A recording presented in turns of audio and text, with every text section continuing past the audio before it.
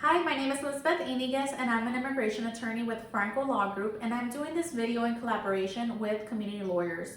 And today I'm going to talk about the public charge rule. I'm going to explain what does it mean, who's going to be affected, and who doesn't have to worry about it. So the public charge rule is basically immigration wants to make sure that everyone that applies for the residency through a family petition is self-sufficient and is not going to depend on the government in the future for any benefit, which is really important. So basically, immigration wants to make sure that everyone that gets their green card is going to work, that's not going to be dependent or ask for any benefits from the government. So now, starting as of February 24th, 2020, they started implementing this rule in which they're going to take different factors into consideration in order to determine whether an applicant for a residency or a green card is going to be a public charge, which is really important. That's going to be different factors, not only one factor. And again, only people that are applying for the residency through a family petition are going to have to establish that they are not going to be a public charge. And the various factors that they're going to take into account are the age of the applicant, their health, whether or not they speak English.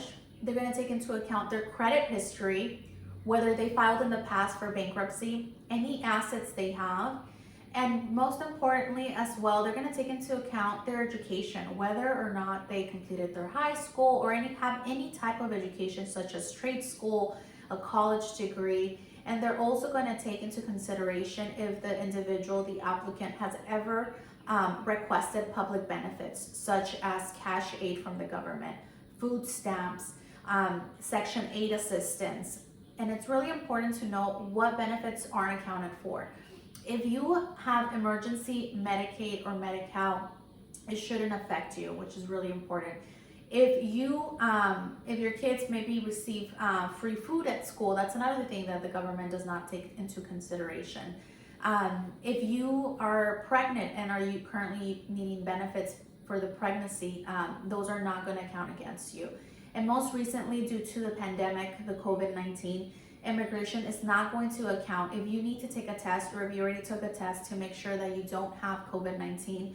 That's not going to be taken into consideration. If you recently lost your job or lost your hours, as long as you can explain and if it's related to COVID-19, immigration will, on a case-by-case basis, determine the basis of the lack of employment. So as of now, everyone is being affected and immigration is mindful of that. So if you lost your job or perhaps currently aren't working as much, you just have to explain why the situation, and then immigration will determine based on your explanation.